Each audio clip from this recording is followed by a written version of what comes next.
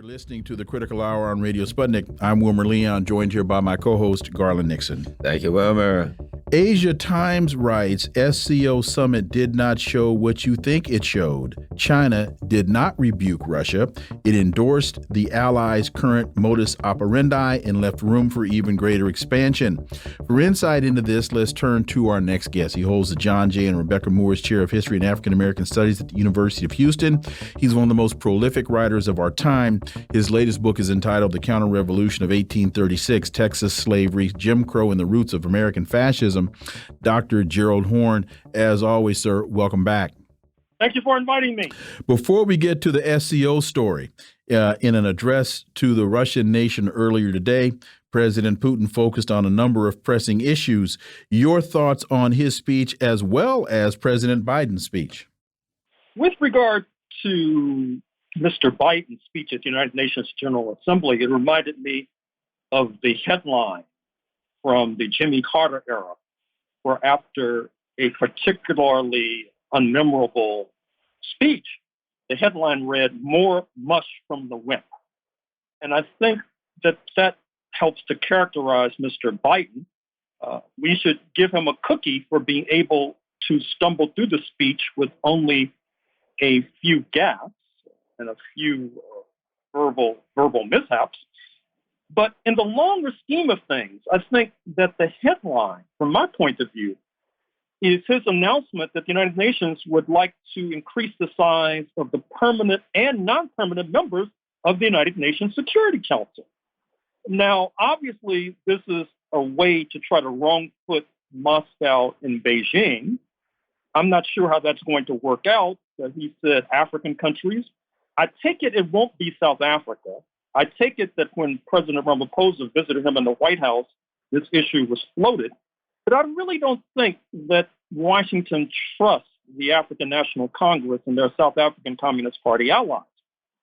It would be more rational from their point of view to select Nigeria, which, after all, has a larger economy than that of South Africa, is the most populous nation on the continent, but also is more subject to manipulation.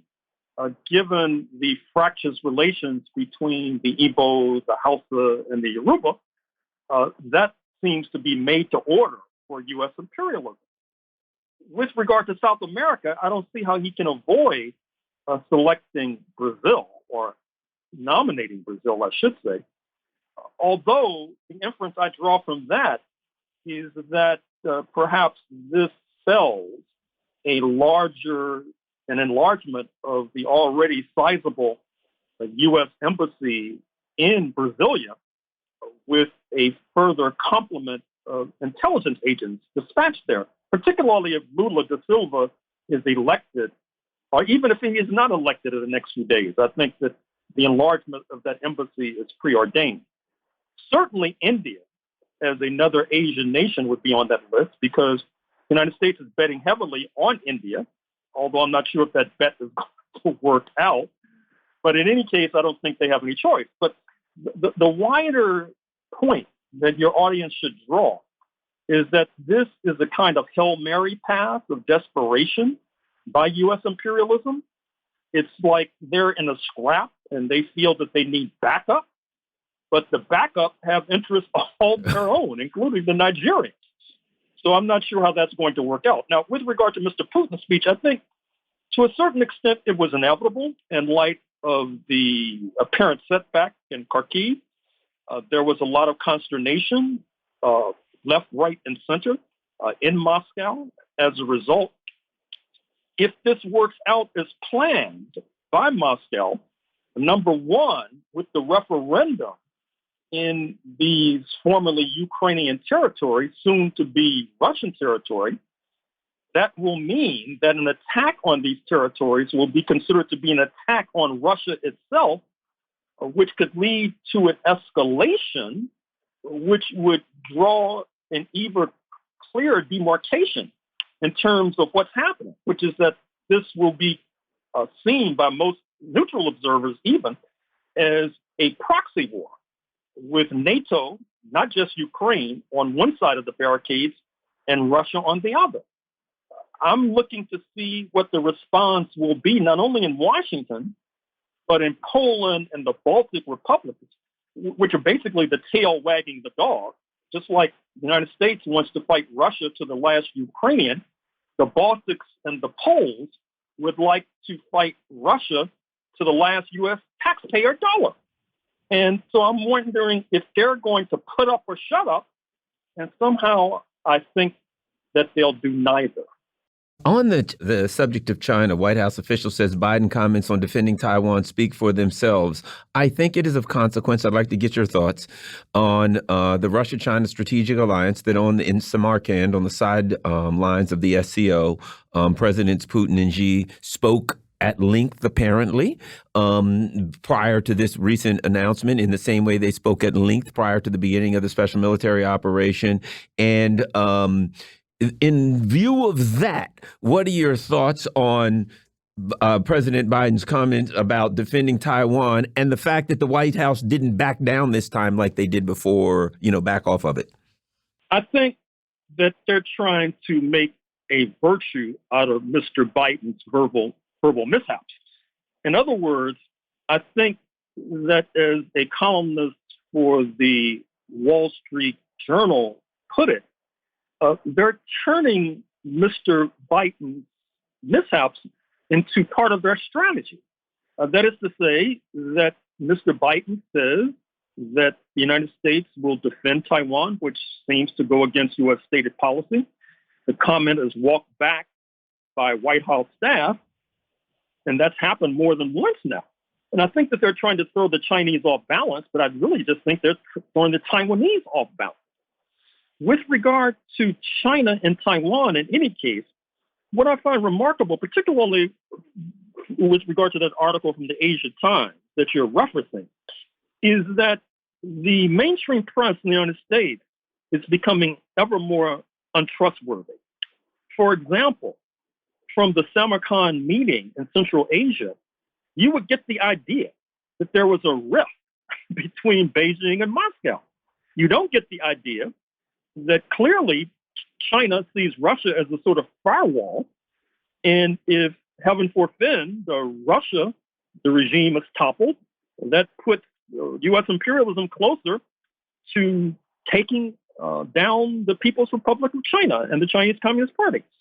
And you see something similar with regard to India, because supposedly India reprimanded Mr. Putin publicly, that is to say, Prime Minister Modi. But it's clear that the relationship between India and Russia, as they say, is higher than the Himalayas, is sweeter than honey, and stronger than steel. And India, more to the point, relies upon Russia as a kind of firewall to protect it against China. And so you cannot rely, not that you ever should have relied, upon the maunderings of the mainstream press, which then brings me to this lunatic idea of putting an oil cap on Russian energy exports to say that they're going to have to sell it at the price mandated by the North Atlantic country, which is lunacy. Why should Russia bend to that? But what's even more remarkable, in the New York Times article a day or so ago, the reporter did not even mention Saudi Arabia, which will have a say on the price of oil, which is not necessarily in favor of taking the pricing of oil out of their hands. And once again, you just cannot rely, even more than usual, on these U.S. press organs. And I think what that bespeaks is the kind of hysteria that's slowly spreading, like a film dissolve in a movie.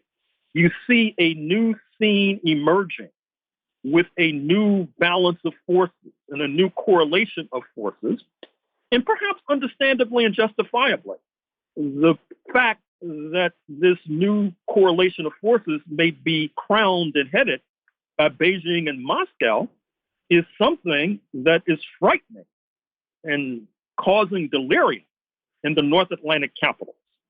In fact, to your point, the Asia Times article points out, combined with anecdotal evidence of Xi's supposed displeasure and Russia's public rebukes in the SCO, some Western analysts have rapidly concluded that the Sino-Russian entente is off. This conclusion comes from poor analysis. In fact, Xi's statement and its surrounding actions indicate tacit acceptance of Russia's war. The Sino-Russian entente flourished, even more so than in February. The West risks being hoodwinked by wishful thinking. I wanted to, as we have a couple minutes left, go to this other Asia Times piece.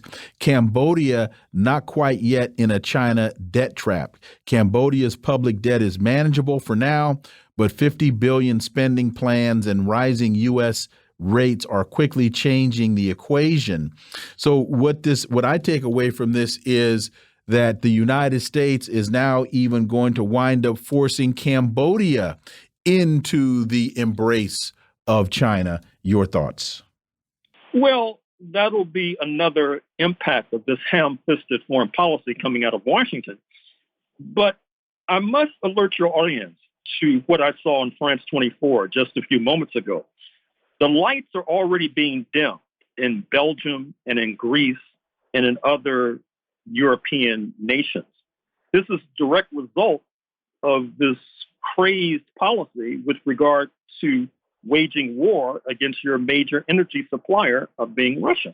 Recall that in 1914, a prominent European diplomat said that after that war began, that's when the lights began to be dimmed in Europe. I'm afraid to say that this is happening already, quite literally. I'm not sure if I've mentioned this before, but let me say it here. Do not be surprised if the European Union begins to pay money to the estate of the late Philadelphia crooner Teddy Pendergrass and adopting his signature song, Turn the lights off, light a candle. You laugh now, but the Europeans will not be laughing soon. Or you could go with Dandy Don Meredith at the end of Monday Night Football. Turn out the lights, the party's over. Exactly. Yeah, the situation doesn't look good for them, and I suspect that will have a significant effect on support for their leaders continuing to push the Ukraine narrative. About 45 seconds. Well, I think many of the leaders are dead meat. I mean, look at Boris Johnson. Look at the close scrape endured by President Macron. Look at Mario Draghi, driven out of office in Italy. So with regard to Chancellor Scholz, I think he's next on that ignominious list. And quickly, the shift then to the right, because in many of these countries, it's right-wing candidates that are now taking the helm. Particularly in Italy, with the elections coming up within a few days, it's quite dangerous that a neo-fascist will be elected from the so-called Brothers of Italy, which happens to be headed by a woman, Giorgia Meloni, and bringing back into influence Silvio Berlusconi, who we thought we had discarded into the dustbin of history. Dr. Gerald Horne, as always, thank you so much for your time. Greatly appreciate that analysis. We look forward to having you back. Thank you.